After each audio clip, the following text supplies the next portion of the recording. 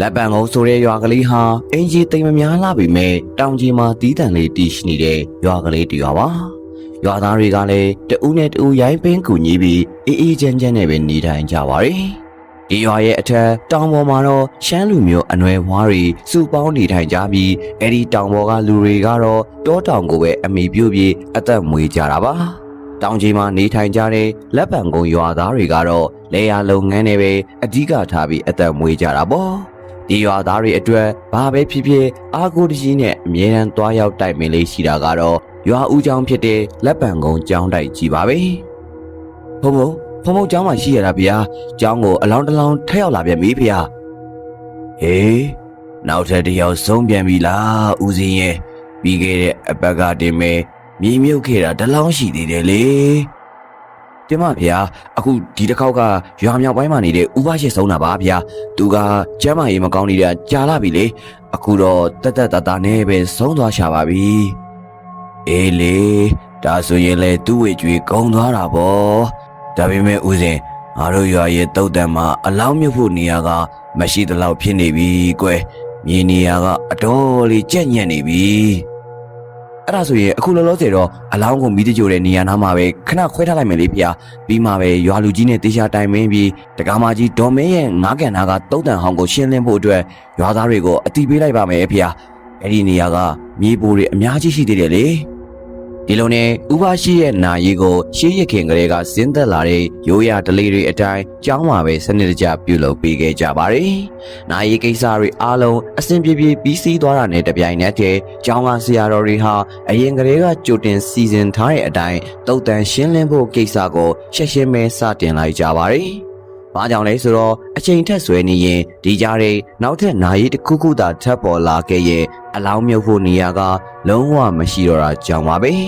တုတ်တန်ထဲမှာကလည်းအရင်ကဆုံးပါသွားခဲ့တဲ့သူတွေရဲ့ရုပ်အလောင်းတွေနဲ့ပြည့်နှက်လုံနေခဲ့ပါပြီတကယ်တော့ဆရာတော်ဦးနန္ဒာဟာဒီကိစ္စနဲ့ပတ်သက်ပြီးနာရီမစခင်ကလေးကကျောင်းနိုင်ဆရာတော်ကြီးနဲ့တေချာတိုင်ပင်ဆွေးနွေးပြီးသားပါပဲအဲ့ဒီနေ့နေကင်းပိုင်းမှာပဲဆရာတော်ကကျောင်းမှာအမြဲတမ်းကူညီပေးနေတဲ့ကိုတက်နိုင်ကိုရွာထဲသွားပြီးရွာသားတွေကိုအသိပေးဖို့လွှတ်လိုက်ပါတော့တယ်ကဲရွာကလူကြီးမင်းတို့ခဏလောက်နားထောင်ပေးကြပါဦး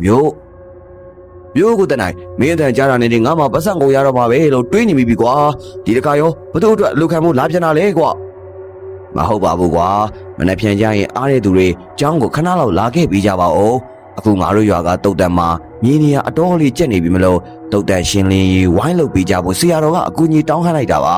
အားလုံးပဲဝိုင်းဝန်းပြီးကူညီပေးကြပါအောင်ဗျာအေးပါကွာငါလည်းတွေးနေတာဒီရွာကလူတွေလည်းမသေးကြနဲ့အောင်လို့ပဲပြောရမယ်ကွာအခုတော့ကြည်စမ်းမြုပ်စီရနေရတော့မရှိတော့တဲ့ဒီဖြစ်ကုန်ပြီပဲကွာရပါတယ်ကိုတက်နိုင်ရကျုပ်လာကူပေးပါမယ်ဗျစိတ်ချပါ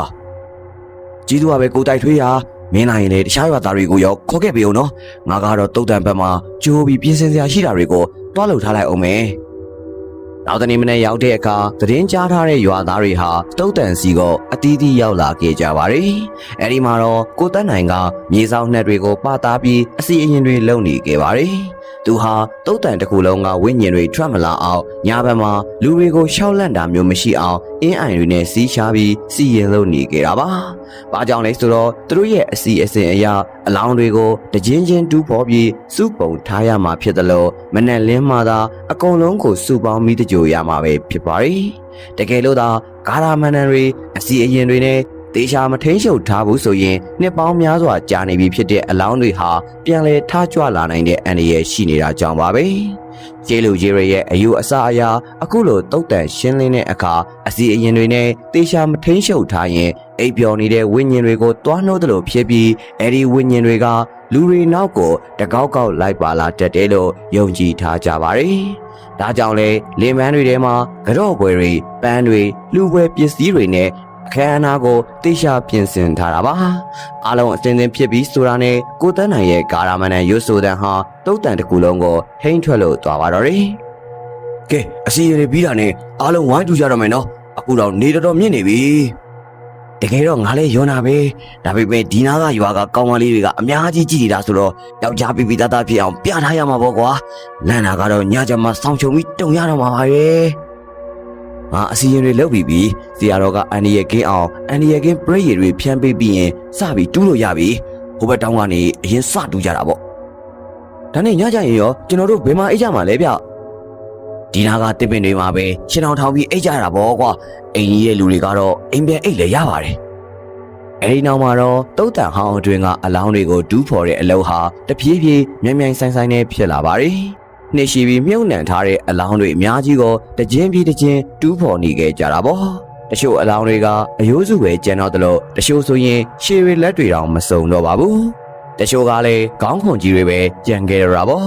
့အဲ့ဒီဒူးဖော်ရသမျှအလောင်းတွေကိုအဝေးဖြူတွေနဲ့ပတ်ပြီးအစီအရင်လှုပ်ထားတဲ့နေရာမှာအစီအရင်အတိုင်းစနစ်ကျစီစဉ်ထားခဲ့လိုက်ကြပါတယ်ကိုတန်းနိုင်ကတော့မနှက်ဖြန်မီးတကြိုတဲ့အခါလွယ်ကူအောင်ဘယ်အလောင်းကိုဘယ်လိုထားရမယ်ဆိုတာကိုတေချာကြီးကြပ်လို့နေတာပါဒီလိုနဲ့တူးရင်နဲ့နောက်ဆုံးမှာတော့မက်ဆန်နာဆိုတဲ့မိန်းကလေးရဲ့အုပ်ကူကိုတူးဖို့အလဲရောက်လာခဲ့ပါတယ်အဲ့ဒီအုပ်ကူကိုတူးနေတဲ့သူကတော့တိုက်ထွေးပဲပေါ့တိုက်ထွေးတယောက်အုပ်ကူကိုတူးပြီးအလောင်းကိုအပြင်ဘက်ထုတ်ယူလိုက်တဲ့အခါမြင်လိုက်ရတဲ့မြင်ကွင်းကြောင့်အတော်လေးထိတ်လန့်သွားပါတော့တယ်ဒါကဘာကြီးလဲဟာဟေးလို့အဲ့ဒါအလောင်းလေဗျာအလောင်းတူးနေနေဒါပါလဲလို့လာမေးနေအောင်ခမရစိတ်များမမှန်တာလားဗျအိုးငနေသားရဲ့ငါလည်းအလောင်းဆိုတာသိတာပေါ့ကွာဒါပေမဲ့ဒီမှာကြည်စမ်းပါဦးဘာလို့တခြားလူတွေလို့ပုတ်သွင်းမသွားတာလဲအရေးပြားတွေကအစားဘာလို့ဒီတိုင်းကြီးဖြစ်နေရတာလဲနေပါဦးဒါကမက်ဆန်နာရဲ့အုပ်ကူပဲသူဆုံးသွားတာအတော်ကြာလာပြီလေအဲ့အထင်းမှာကလည်းကလေးလေးကအသေးလေးမွေးတာမဟုတ်ဘူးလားဗျအချိန်တွေကဒီလောက်ကြာနေပြီကိုဘာလို့တကူလုံးပုတ်သွင်းမသွားတာလဲကိုလေးတင်တည်ထားတဲ့လူတယောက်လို့အကောင်းပကတိကြီးကိုဖြစ်နေပါလားဗျငါမမိသေးတယ်ငါចောင်းသားဘွားတော်ကပေါ့အဲ့ဒီတုန်းကဆရာတော်ကအစွဲလမ်းမကြည့်အောင်ဆိုပြီးအဲ့ဒီမက်ဆန်နာကလေးကိုဗိုက်ထဲကထုတ်ပြီးတော့မှအလောင်းကိုတီးတန့်စီခွဲမြုပ်ခိုင်းတာဒါပေမဲ့အခုဘာလို့ဒီလိုကြီးဖြစ်နေတာလဲဟေးကလေးကိုထုတ်ပြီးပြီဟုတ်လားပြီးတော့ခမရလူပြိုပေါက်ဘွားကလေးကအကိစ္စပေါ့အဲ့ဒါဒီမှာကြည့်သမ်းပါဦးဘာလို့သူ့ဘိုက်ကြီးကခုထိစုနေတာလဲအဲ့ဒါပဲကြုံလဲစဉ်းစားမရဖြစ်နေတာဗျဘိုက်ကိုခွဲထုတ်ထားတာရောဟုတ်ရဲ့လားဒီမှာဖောင်းနေတော့မယ်လေအလောင်းကမပုတ်တာကတကြောင်ငါကိုယ်တိုင်လက်နဲ့ကလေးကိုထုတ်ပေးခဲ့တာကိုအခုထိဘိုက်ကြီးကတခုခုရှိနေတယ်လို့မျိုးစူထွက်နေတာကထူးဆန်းတာပဲငါလူပြိုတော့ငါလက်နဲ့ကိုယ်တိုင်ခွဲထုတ်ခဲ့တာမလို့ဒီကိစ္စကိုငါမျက်လုံးတွေကကိုမထွက်ဘူးကွာအခုဘိုက်ထဲမှာဘာတွေကြံနေခဲ့လို့လည်းမသိဘူးကဲအရှင်နေမှန်တော့ဘူးဟာဘယ်လိုဆက်လုပ်ကြမလဲဘာမှဖြစ်ပါဘူးကွာစီစဉ်ထားတဲ့အတိုင်းပဲဆက်လုပ်ကြတာပေါ့ငင်းကျန်မင်းအဝတ်ဖြူသွားယူခဲ့ပြီးရင်အလောင်းကိုထုတ်ပြီးအရင်နေရာကိုပဲတွားပို့ထားကြလိုက်ကွာပုတ်တာမပုတ်တာကအဓိကမဟုတ်ဘူးသူလည်းတခြားလူတွေလိုသေပြီးသားလူတယောက်ပဲဟာအများကြီးရှောက်တွေးမနေကြနဲ့အဲ့ဒီလိုအများကြီးမတွေးနေဆိုတဲ့စကားကြားတိုင်းတခုခုတော့ဖြစ်တော့တာပဲဟေးဒီတကားလဲငါတို့တော့တခုခုဖြစ်တော့မှလားမသိဘူးကဲအားလုံးပဲကိုတက်နိုင်ပြောသလိုလုပ်ကြရအောင်အားလုံးမှလှုပ်ရှားတွေအများကြီးကြံသေးတယ်လေမဟုတ်ရင်ညမမောင်ခင်ပြီးမှာမဟုတ်ဘူးအားလုံးကဆက်လုပ်ဖို့သဘောတူလိုက်ကြတာကြောင့်မက်ဆန်နာရဲ့အလောင်းကိုကြည့်နေတဲ့ရွာသားတွေလည်းသူတို့တာဝန်ရှိရာကျင်းတွေစီကိုပြန်သွားကြပါတယ်အလုပ်တွေကတော့တရွေ့ရွေ့နဲ့ဆက်လုပ်နေခဲ့ကြပေမဲ့အားလုံးရဲ့စိတ်ထဲမှာတော့မတင်မကျဖြစ်နေကြဆဲပဲပေါ့အချိန်တွေကတပြေးပြေးနဲ့ကုံဆုံးလာခဲ့ရင်နေဝင်ရိုးရီအချိန်ကိုရောက်လာတဲ့အခါမှာတော့နေအောင်ကြီးဟာစပားခင်းတွေပေါ်ကိုဖျက်တမ်းပြီးရွှေရောင်ဖြော့အလင်းတန်းတွေအဖြစ်တုတ်တန်တွေကိုကြာရောက်နေပါတယ်။ဒီနေ့ကုန်ပင်ပန်းဝိုင်းကူပေးထားကြတဲ့ရွာသားတွေလည်းအတော်လေးညောင်းညာနေကြပြီမလို့အလောက်ခဏနာပြီးအမောဖြီလို့နေခဲ့ကြတာပေါ့။အလောက်ကလည်းနည်းနည်းပဲကြံတော်တာပါ။ဒီအချိန်မှာတော့မနေ့ဖြန်မီးတကြိုဖို့စုပုံထားတဲ့ရုပ်အလောင်းတွေဟာမြေပြင်ပေါ်မှာအစီရင်အတိုင်းတန်းစီလျက်ရှိနေခဲ့ပါပြီ။အလောင်းအရှိုးကတော့အကောင်းပကတိရှိနေသေးတယ်လို့တချို့ကတော့အယိုးစုတွေကိုထုတ်ပိုးထားတဲ့အထုံးငယ်လေးတွေအဖြစ်သာကြံပါတော့တယ်။အိမ်ဝေးတဲ့ရွာသားတွေကတော့တုတ်တန်အဆက်နားမှာပဲဒီညအတွက်နားခိုဖို့ပြင်ဆင်နေခဲ့ကြပါပြီ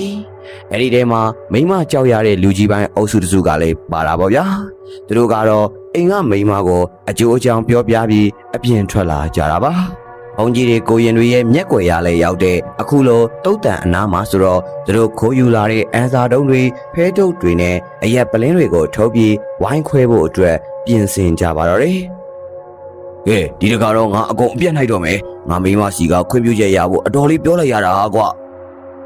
ဟာမိမကြောက်ကြီးပါလားဗျာ။ဟေးကောင်မင်းကရောမကြောက်လို့လားကွာ။မင်းလည်းမနဲ့ရောညာရောမရကိုချစ်ခိုးနေရတာပဲမဟုတ်လား။ကဲထိုးကြဟင်နေပါဦးဟိုအဝေးကတုတ်တန်နေမှာမတက်ရက်နေတာဘာတူလဲဗျဒီအချိန်ထိလှုပ်ရတဲ့သူရှိသေးလို့လားယင် ရွာသားတွေကအကုန်အိမ်ပြန်ကြပြီလေဘယ်သူမှမကြံတော့ပါဘူးငါလည်းမျက်စိကတိတ်မကောင်းတော့ဘူးစကားပြောတာပဲကောင်းတော့တာဟာနေလှမ်းကြည့်လိုက်အောင်မေမိမတယောက်နဲ့တူတယ်ဗျတယောက်ယောက်ရဲ့မိမလားခေါ်တာလားမသိပါဘူးဗျာလောင်ကစားဝိုင်းဖွဲ့နေတဲ့လူကြီး၃ယောက်ဟာမောင်ရိပ်ထဲမှာမတ်တက်ရက်နေတဲ့ထူးဆန်းတဲ့အမျိုးသမီးရဲ့ပုံရိပ်ကိုမြင်လိုက်ရတော့ဘယ်သူပဲဝါလဲဆိုတာကိုသိကျင်လို့လေပင်ကြီးရှေးပြီးလှမ်းကြည့်လို့နေခဲ့ကြပါတယ်။အဲဒီအချိန်မှာပဲမတ်ဆန်နာရဲ့အလောင်းကိုတင်ထားတဲ့ခုံနှန်းလျားစီကနေအတန်ကြီးတစ်ချက်ထွက်ပေါ်လာပြီးတပြိုင်နက်တည်းမှာပဲထွန်းထားတဲ့မိအိမ်ဟာလည်းချက်ချင်းငြိမ်သွားပါတော့တယ်။လေမတိုက်ပဲရုတ်တရက်ငြိမ်းသွားတဲ့မိအိမ်ကြောင့်လူကြီး၃ယောက်ဟာကြောက်လန့်တကြားနဲ့မတ်ဆန်နာရဲ့အလောင်းရှိရာစီကိုဖြည်းဖြည်းချင်းလှည့်ကြည့်လိုက်မိကြပါတယ်။အဲဒီအချိန်မှာပဲအေးဆက်ငြိမ်သက်နေတဲ့အလောင်းကြီးဟာတဆက်ဆက်တုန်ခါလာခဲ့ပြီးအားလုံးရဲ့ရှေ့မှာတင်ဖြည်းဖြည်းချင်းထိုင်လျက်သားဖြစ်လာခဲ့တာပါ။လူကြီး၃ယောက်စလုံးဟာရှေ့မကန်ပြီးလက်မကန်ပြီးဖြည်းဖြည်းတလန်းအောင်မှမရွေ့နိုင်ပဲမှင်သက်လို့နေခဲ့မိကြတာပေါ့။တုတ်တန်နေမှာတော့နင်တို့ကအန်စာတုံးတွေဖဲထုတ်တွေနဲ့လောင်းကစားလုပ်နေကြတာလားငါနာရေးမှာတော့ကလည်းနင်တို့လောင်းကစားလုပ်လို့တခါ၆လက်ပြီးဝိုင်းပြတ်ခဲ့ဘူးပြီခုထိမမှတ်ကြသေးဘူးပေါ့အရက်တွေဆေးတွေနဲ့အကုသိုလ်တွေစုံနေတာပဲဟိတ်သားလေးဒီလူကြီးတွေကိုသွားပြီးပညာပေးလိုက်စမ်းဘယ်သူမှအသက်ဘေးကနေမတောင်းပန်နိုင်ခင်မှာပဲအလောင်းကြီးဟာသူ့ရဲ့ဖြူဖြောပြီးရှည်လျားတဲ့လက်သေးတွေနဲ့ကိုယ့်ဘိုက်ကိုဆွဲဖြဲလိုက်ပါတော့တယ်။အသားစားတွေပြတ်ထွက်သွားတဲ့အတန်ကြီးနဲ့အတူညီဆိုးဆိုးသွေးအနှံ့တွေကတုတ်တန်တွေကနေလှိုင်ထွက်လို့လာခဲ့ပါတော့တယ်။တပြိုင်နက်တည်းမှာပဲအသားတွေหนีရဲပြီးသွေးရောင်လွှမ်းနေတဲ့မျက်လုံးတွေနဲ့ကလေးငယ်တယောက်ဟာမက်ဆန်နာရဲ့ဝမ်ဘိုက်ထဲကနေဝုန်းကနေထွက်လို့လာပါတော့တယ်။သွားပြီမက်ဆန်နာကြီးထားလာပြီဗျို့တရေမှရှောင်းနေပြီအားလုံးပြေးကြဟေးမြန်ပြေးဟင်ထွန်းဖေကြီးဘယ်အချိန်ကလေးကပြေးသွားတာလဲကွာစောစောကတော့စကားတော့မပြီးချင်ဘူးအသက်လည်းမချူနိုင်ဘူးဆိုပြီးအခုကျတော့တခြားသူတွေထက်တောင်မှရှေ့ကိုရောက်နေပါလားပြေးကြပါစို့မောရတဲ့ကြားတဲ့ခမည်းကစကားပြောနေတော့ဗျမောင်တက်နိုင်ကြီးအမြန်သွားရအောင်သူပဲငါတို့ကိုကင်နိုင်တော့မယ်မြန်လောက်ကြပါတော့ကွာငါတို့နှလုံးရက်ပြီးတည်တော့မှာပဲကြောင်းထဲမှာအရက်ခိုးတော့တာဒဏ်ခတ်ခံရပြီထင်ပါရဲ့လူကြီး၃ယောက်ရဲ့အော်ဟစ်တန်တွေဟာကျောင်းဝင်းတစ်ခုလုံးကိုပဲတင်ထက်သွားသလိုခွေးတွေကလည်းတူနဲ့အတန်ပေးနေကြပါတယ်။သူတို့၃ယောက်စလုံးအားကိုးရရှာရင်ပြေးဝင်သွားတာကတော့ကိုတန်းနိုင်ရဲ့အခန်းစီကိုပါပဲ။အဲ့ဒီအချိန်မှာပဲကိုတန်းနိုင်ကတော့မှန်သေးသေးလေးရှေ့မှာထိုင်ပြီးရှေးဟောင်းပရပိုက်စာအုပ်ကြီးကိုဖတ်နေခဲ့တာပါ။ဟဲ့လူတွေဘာဖြစ်လာကြတာလဲဗျ။ကျောင်းဝင်းထဲမှာဘာတွေဒီလောက်စူးညံပလို့ရိုက်နေကြတာလဲဗျာ။ကဲပါဦးမောင်တန်းနိုင်ရတရေလျှောက်ခင်ရလို့ကွာမနှပြန်မီးတကြိုဖို့ထုတ်ထားတဲ့မက်ဆန်နာအလောင်းကြီးကထွက်လာလို့ဟေးဟုတ်တယ်အဲ့ဒီအလောင်းကသူ့ဘိုက်ကိုသူဖျဲလိုက်တာကလေးကထွက်လာတယ်လို့ဦးတွေကလေးစားတွေကလည်းအပြင်ကိုထွက်ကြလာတာဟာငါတို့ကိုကူညီပါဦးမောင်တန်းနိုင်ရဲ့ဦးစိန်လုံးလို့ရာတကယ်တော့မက်ဆန်နာတို့သားမီးကတနာစရာပါဗျအဲ့ဒီတုန်းကလက်တဲ့အတော်ကြီးပေါ့ဆခဲ့လို့အမိရောသားပါအသက်ဆုံးရှုံးခဲ့ရတာဗျအဲ့ဒီတော့သူကအခဲမကြည့်နိုင်ပဲအညိုအတေးတွေဖြစ်ကုန်တာဗောအဲ့ဒီရန်ညိုတွေကြောင့်ပဲသူ့ဝိညာဉ်ကမကျွတ်သေးပဲဒီတုတ်တန်မှာတင်တဝဲလေလေဖြစ်နေတာဗောဦးစိန်လုံးရဲ့သူတို့စကားပြောနေတော့မှပဲညိုပုတ်ပုတ်သွေးတွေပေကျန်းနေတဲ့ခလေးငယ်ရဲ့ပုံရိပ်ဟာကိုတန်းနိုင်တို့ခိုးအောင်းနေတဲ့ကျောင်းအောက်ထက်ကဂုံတော်ဆောင်စီကိုပြေးဝင်လာပါတယ်ကိုတန်းနိုင်လည်းအတွေ့အကြုံရှိတဲ့သူမလို့အရှိအနေကမှဟန်တော့တာကိုရိပ်မိပြီးတကားတွေပြတင်းပေါက်တွေကိုအမြန်ပိတ်ပြီးအထဲမှာပဲနေဖို့အော်ဟစ်လိုက်ရပါတယ်လူကြီး၃ယောက်လည်းအသက်လူပြေတကားချက်တွေကိုထိုးကတုံတုံရင်ရင်နဲ့ကျောင်းဆောင်အထဲမှာပုံနေခဲ့ကြရတာပေါ့အပြင်ဘက်မှာတော့ကလေးငယ်ရဲ့ဒီရုတ်တိုက်သွားနေတဲ့အတန်တွေတိုင်တွေပေါ်ကိုလက်သေးနဲ့ကုပ်ပြီးတွေ့တက်နေတဲ့အတန်တွေကကြောက်စရာကောင်းလောက်အောင်ကိုကြားနေရပါတယ်။တခါတလေမှာတော့ကလေးရဲ့သွေးစွန်းနေတဲ့လက်သေးသေးလေးတွေဟာကြမ်းပြင်တစ်သားတွေရဲ့ကြားကနေအထဲကိုအတင်းနှိုက်ပြီးလူကြီးတွေရဲ့ရှေ့ထောက်ကိုဖမ်းဖို့ကြိုးစားနေကြတာပါ။တိတ်မကြခင်မှာပဲမက်ဆန်နာရဲ့ခြိုက်ကြီးတဲ့ငယ်ငိုယိုတန်ကြီးကသူတို့ရှိနေတဲ့ကျောင်းဆောင်အနာကိုဒိုးကပ်လို့လာပါတယ်။အခုတော့မိခင်ဖြစ်တဲ့တရေမကြီးပါကိုတန်းနိုင်တို့ရှိရာစီကိုရောက်လို့လာခဲ့ပါပြီ။ကျောင်းပေါ်မှာအိမ်နေကြတဲ့တိုက်ထွေးနဲ့တခြားရွာသားတွေကလည်းအောက်ထက်ကစူညံတန်တွေကြောင့်လန့်နိုးလို့လာခဲ့ကြပါပြီ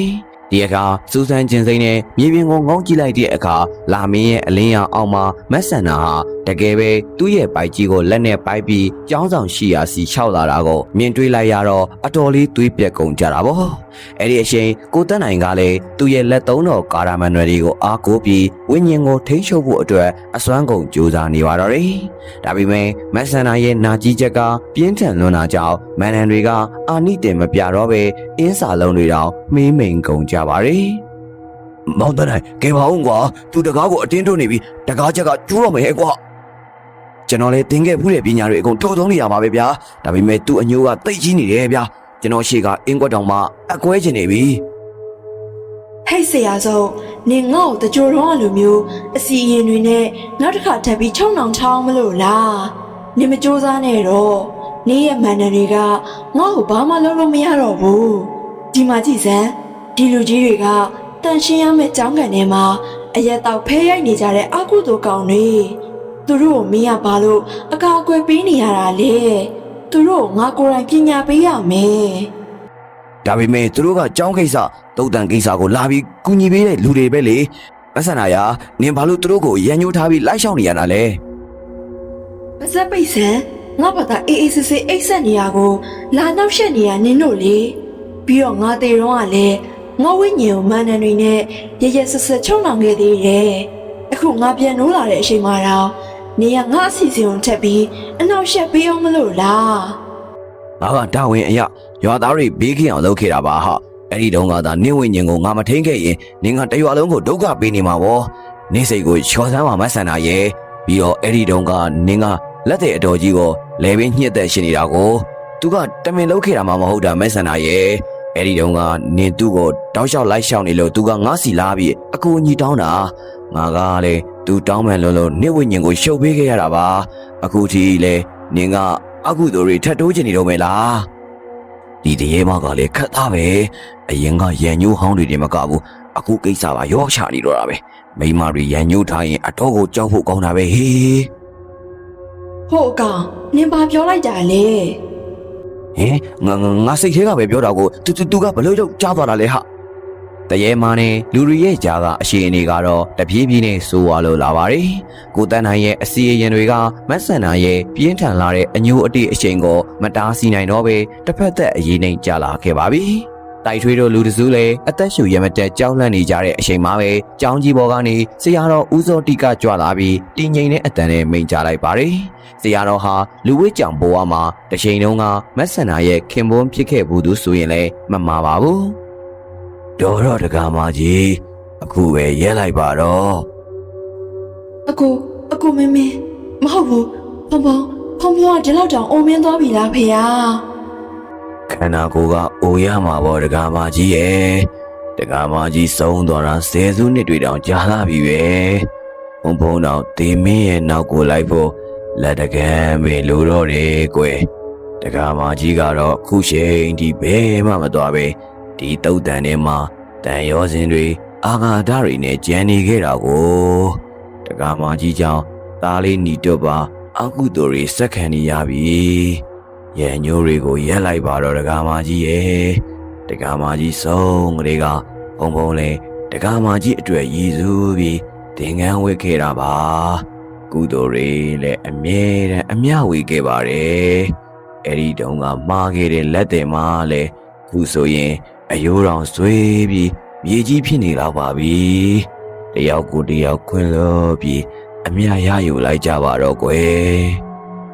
ဆရာတော်ကြီးရဲ့မေတ္တာရှိထားပြီးပြောလိုက်တဲ့စကားတွေကိုကြားတော့မှပဲထိမရအောင်တောင်းကျမ်းနေတဲ့မက်ဆန်နာဟာငြိမ်ချလို့သွားပါတော့တယ်သူ့ရဲ့မျက်လုံးအိမ်ထဲမှာမျက်ရည်တွေပြည့်ရှံလာပြီးဆရာတော်ကြီးကိုတေချာစိုက်ကြည့်နေကြတာပေါ့အဲ့ဒီနောက်မှာတော့မက်ဆန်နာရဲ့ခန္ဓာကိုယ်ပေါ်ကိုစူးရှားတဲ့အလင်းရောင်တစ်ခုကြားရောက်လာပြီးတစ်ချိန်တည်းမှာပဲသူ့သားလေးနဲ့အတူတဖြည်းဖြည်းပျောက်ကွယ်သွားပါတော့တယ်တညလုံးဦးနေတဲ့ခွေးဥတန်တွေလည်းရှင်းရှင်းဆိုသလိုရက်တန်သွားပြီးတုတ်တန်တစ်ခုလုံးဟာဘာတန်မှမကြားရတော့ပဲပြန်လဲအေးချမ်းလို့သွားခဲ့ပါပြီ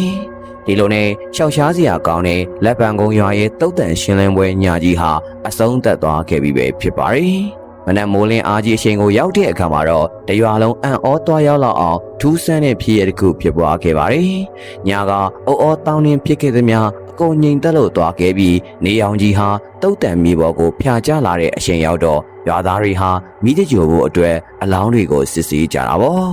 ဒီအခါဆယ်စုနှစ်နဲ့ရှိပြီးပုတ်တိုးမသွားပဲအကောင်းပကတိအတိုင်းရှိနေခဲ့တဲ့မက်ဆန္ဒာရဲ့ရုပ်အလောင်းဟာတညအတွင်မှတင်မယုံနိုင်စရာကောင်းလောက်အောင်ပြောင်းလဲသွားတာကိုတွေ့လိုက်ရပါတယ်မင်းညာကမြင်တွေ့ခဲ့ရတဲ့လူတယောက်လိုအသားအရည်တွေစူပူနေတဲ့အိုက်ကြီးတွေဟာလုံးဝမရှိတော့ပဲပြာပုံတွေကနေဆယ်ယူထားသလိုမျိုးအယိုးဖြူဖြူအနှဲငယ်ပဲကြံပါတော့တယ်တညရင်းနဲ့ခန္ဓာကိုယ်တစ်ခုလုံးဟာတဘာဝတရားအတိုင်းမြေကြီးတွေကိုအပြေးတိုင်ပျော်ဝင်သွားတာကိုကြည့်ရင်မက်ဆန္ဒာတရားသူ့ရဲ့နာကြီးချက်တွေအာဃာတတွေကိုအကုန်ဆွလွတ်ပြီးသွားတဲ့ဘဝကူးစီကိုကောင်းမွန်စွာရောက်ရှိသွားပြီဆိုတဲ့နမိတ်လက္ခဏာပါပဲအဲဒီနေ့ကနေစပြီးလက်ပံကုန်းရွာရဲ့တုတ်တန်ဟောင်းမှာမက်ဆန္ဒာနဲ့သူ့သားလေးနီတိုတိုရဲ့ရှောက်ရှားဖွယ်ပုံရိပ်တွေကိုဘယ်သူမှမတွေ့ရတော့ပဲအေးချမ်းလို့သွားခဲ့ပါတော့တယ်ဒီကနေ့ရဲ့ဇလန်လေးကတော့ဒီလောက်ပါပဲခင်ဗျာအဆုံးထိနားဆင်ပေးကြတဲ့ကျွန်တော်ရဲ့ရှစ်ပရိသတ်တရားရှင်စီတိုင်းကိုကျေးဇူးအထူးပဲတင်ရှိပါရခင်ဗျာအလုံးပဲတာယာပျော်ရွှင်သောနေ့ရက်ကလေးပိုင်ဆိုင်နိုင်ကြပါစေလို့ဆုမွန်ကောင်းတောင်းပေးလိုက်ပါရ